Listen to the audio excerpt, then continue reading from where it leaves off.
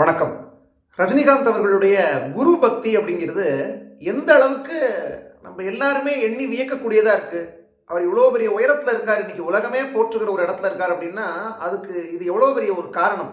ஒரு குருவை நமக்கு கற்றுக் கொடுத்த ஆசிரியரை எப்படி மதிக்கணும் அப்படிங்கிறதுக்கு ஒரு முன்னுதாரணமாக எப்படி சூப்பர் ஸ்டார் இருக்காரு அப்படிங்கிறது இப்போ சமீபத்தில் நமக்கு தெரிஞ்சிச்சு. இதுக்கு முன்னாடி நம்ம எத்தனையோ இடங்களில் பார்த்துருக்கோம். அவர் தன்னுடைய குருன்னு சொல்லக்கூடிய இயக்குனர் சீக்கிரம் கே பாலச்சந்தர் அவர்கள் அவர் மேல ரஜினி அவர்கள் வச்சிருக்கக்கூடிய மரியாதை எப்படிப்பட்டது, எவ்வளோ மதிச்சாரு, போற்றினாரு அப்படிங்கிறத நம்ம பார்த்தோம். நம்ம எல்லாருக்குமே தெரியும் அதெல்லாம். ஆனா இந்த ஒரு பெயர் பல பேருக்கு அவர் மறைந்த பிறகுதான் தெரிஞ்சிச்சு. அவர் தான் கோபாலி KS நாராயணசுவாமி. இப்போ நவம்பர் 17ஆம் தேதி காலையில சென்னை மந்தவெளியில அவர் மறைஞ்சிருக்காங்க. அவருடைய வயது 92. தென்னிந்திய திரைப்பட வர்த்தக சபை சார்பில் நடத்தப்பட்ட திரைப்பட பயிற்சி கல்லூரி ஃபிலிம் இன்ஸ்டிடியூட்ல சூப்பர் ஸ்டார் ரஜினிகாந்த் அவர்களுக்கு நடிப்பு பயிற்சி கொடுத்தவர் தான் கோபாலி KS நாராயணசுவாமி. இவர் ரஜினிகாந்த் அவர்களுக்கு மட்டும் நடிப்பு பயிற்சி கொடுக்கல, அமிதாப் பச்சன், சிரஞ்சீவி, நாசர், அது மாதிரி ராதா ரவி, இப்படி பல பேருக்கும் இவர் ஆக்டிங் கிளாஸ்லாம் ட்ரைனிங் கொடுத்துருக்காரு அப்படிங்கிற தகவல்கள்லாம் இப்போ வந்துட்டு இருக்கு. அதே மாதிரி நடிகர் போஸ் வெங்கட் நம்ம எல்லாருக்குமே தெரியும். அவரும் கூட இவருடைய ஒரு மாணவர் தான். அவர் எந்த அளவுக்கு அவரை மதிச்சாரு போஸ் வெங்கட் அப்படிங்கிறத அவர் ட்விட்டர்ல தெரிவிச்சிருக்காரு. இப்போ கோபாலி KS நாராயணசுவாமி அவர்கள் சித்ரா லட்சுமணன் அவர்களுக்கு ஒரு பேட்டி கொடுத்திருக்காரு முன்னாடி, ஒரு சில மாதங்களுக்கு முன்னாடி. அந்த பேட்டியில அவர் பேசியிருக்கக்கூடிய விஷயங்கள் அதை நம்ம கேட்கும் போதே நமக்கு அவ்வளவு நெகிழ்ச்சியா இருக்கு. இதை சூப்பர் ஸ்டாருடைய ரசிகர்கள் சமூக வலைதளங்கள்ல ரொம்பவும் பெருமிதத்தோட பகிர்ந்துட்டு வர்றாங்க. அதுல அவர் என்ன சொல்றாரு, சித்ரா லட்சுமணன் ஒரு கேள்வி கேட்கிறாரு. என்னன்னா, ஃபிலிம் சேம்பர்ல கிட்டத்தட்ட 70 ஸ்டூடெண்ட்ஸ் உங்களுக்கு இருந்தாங்க, 70 ஸ்டூடெண்ட்ஸ் இருந்தாங்க. ஆனா அவங்க யார் மேலேயும் இல்லாத ஒரு அஃபெக்ஷன், ஒரு பாசம் ரஜினி மேல மட்டும் உங்களுக்கு எப்படி வந்துச்சு அப்படின்னு சித்ரா லட்சுமணன் அவர்கள் கேட்கிறாரு. அதுக்கு கோபாலி KS நாராயணசுவாமி அவர்கள் என்ன சொல்றாரு, அவனை மாதிரி ஒரு மனுஷனை பார்க்கவே முடியாது, ஒரு நல்ல மனுஷனை, அவனை மாதிரி ஒரு சத்தியத்துக்கு கட்டுப்பட்டவனை பார்க்கவே முடியாது. அவன் மேல எனக்கு கொள்ள ஆசை, அது மாதிரி என் மேலேயும் அவனுக்கு ரொம்ப ரொம்ப பிரியம், அவ்வளோ மரியாதையா அவ்வளோ அன்பா இருப்பான். எனக்கு கால் வலி வரும், கால் வலி வரும்போது நானா என் காலை மசாஜ் பண்ணிக்குவேன். உடனே அவன் கேட்பான், சார் நான் உங்களுக்கு காலை அமுக்கி விடுவா சார் அப்படின்னு கேட்பான். அதுக்கு நான் சொல்லுவேன், நீ காலை அமுக்குனா அப்படியே காலோட பிடிங்கிட்டு போயிடுவாடா, அப்புறம் நான் எப்படி நடக்கிறது, நான் ஒன்றும் பண்ண வேணாம் அப்படின்னு நான் சொல்லுவேன். ஆனால் அதை மீறியும் அவனே எனக்கு காலை அமுக்கி விடுவான்.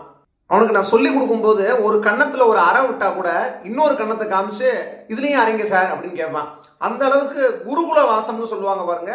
அவன் என்கிட்ட படித்தது அப்படிதான். ஒரு குருகுலத்தில் அந்த காலத்தில் எப்படி மாணவர்கள் ஆசிரியர்கிட்ட நடந்துக்குவாங்களோ அதே மாதிரி தான் அவன் என்கிட்ட நடந்துக்கிட்டான். நான் அவன்கிட்ட ஒரு தடவை கேட்டேன், எவ்வளோடா சம்பாதிக்கிற அப்படின்னு கேட்டேன். ஒரு பெரிய ஸ்டார் ஆனதுக்கப்புறம், ஏன் சார் எதுவும் இன்கம் டேக்ஸ் டிபார்ட்மெண்ட்டில் மாட்டி விட போறீங்களா அப்படின்னு கேட்டான். அவனே இல்லைடா அதெல்லாம் நான் மாட்டி விட மாட்டேன்டா அப்படின்னு சொன்னேன். அதுக்கு அவன் சொன்னான், என்னோட சம்பளம் எழுத ஆரம்பிச்சா போயிட்டே இருக்கும் சார், 00000 போயிட்டே இருக்கும் அப்படின்னு அவன் சொன்னான். அதுக்கு நான் சொன்னேன், அதுக்கு மேலே நீ சேரிட்டிலையும் நிறைய பேருக்கு உதவி பண்ணுறேன்னு எனக்கு தெரியும்டா அப்படின்னு நான் சொன்னேன். உங்களுக்கு எப்படி சார் தெரியும் அப்படின்னு கேட்டேன். எனக்கு தெரியும்டா நீ நிறைய பேருக்கு உதவி பண்ணுற அப்படின்னு சொல்லிட்டு நான் அவனை சொன்னேன், நிறைய ஏழைகளுக்கு சோறு போடுறா அப்படின்னு நான் சொன்னேன். கண்டிப்பாக போடுறேன்ப்பா அப்படின்னு சொல்லி சொன்னான்.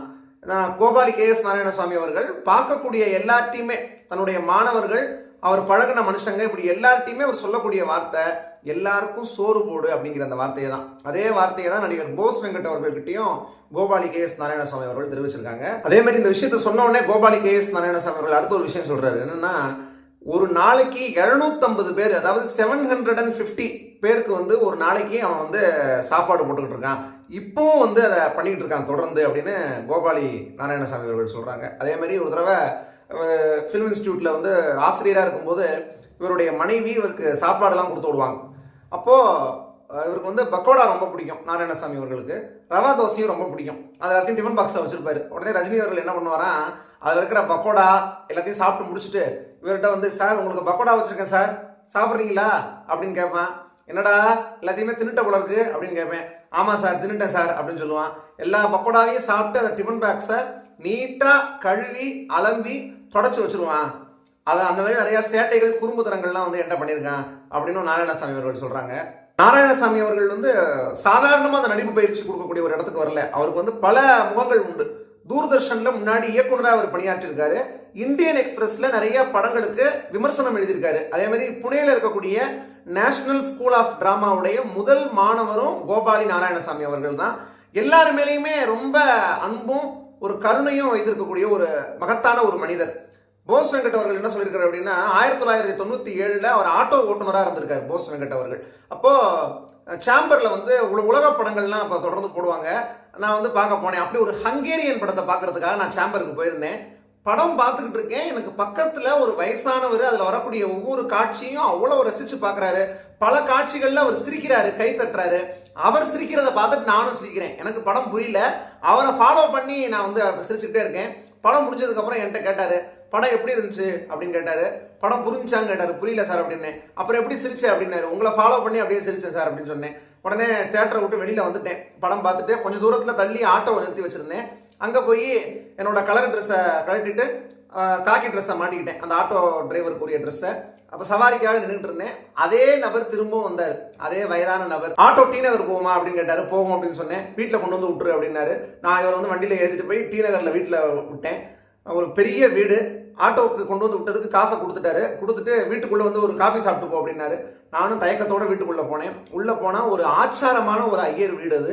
உள்ளே போனோடனே என்னை நேராக பூஜை ரூமுக்கு தான் கூப்பிட்டு போனார். கூப்பிட்டு போய் நல்லா சாமியை வேண்டிக்கோ, பெரிய நடிகனாக வருவேன் அப்படின்னாரு. அதுக்கு முன்னாடி விசாரிச்சிருக்காரு, நீ என்ன பண்ணுற, சென்னைக்கு எதுக்காக வந்திருக்க அப்படின்னு சொல்லும்போது, சென்னைக்கு நடிக்கிறதுக்காக தான் வந்திருக்கேன் அப்படின்னு சொன்னதுக்கு அப்புறம் தான் பெரிய நடிகனாக வருவேன் அப்படின்னு சொல்லி கோபாடி நாராயணசாமி அவர்கள் வந்து அவர் வந்து ஆசீர்வாதம் பண்ணுறார் போஸ் வெங்கட் அவர்களை. அதே மாதிரி நாராயணசாமி அவர்களுடைய மனைவி அவங்களுமே நாராயணசாமி அவர்களுடைய மாணவர்கள் கிட்ட ரொம்ப அன்பா பழகக்கூடியவங்க. உதாரணத்துக்கு சொல்ல போனா போஸ் வெங்கட் அவர்களை அவர் ஜோசியத்தையே கூட்டு போயிருக்காங்க.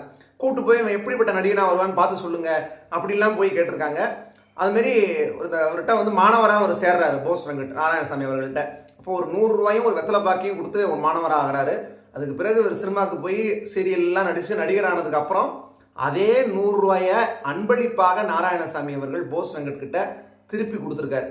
எனக்கு கிடைச்சிருக்கக்கூடிய அந்த ஒரு புகழ் இது எல்லாத்தையுமே நான் வந்து நாராயணசாமி அவர்களுடைய காலடியில் நான் வந்து சமர்ப்பிக்கிறேன் அப்படின்னு போஸ் வெங்கட் அவர்கள் சொல்றாங்க. சொல்லிட்டு போஸ் வெங்கட் அவர்கள் ரஜினிகாந்த் அவர்கள் மீது மிகுந்த அன்பையும் பாசத்தையும் நாராயணசாமி சார் வந்து வச்சிருந்தாங்க.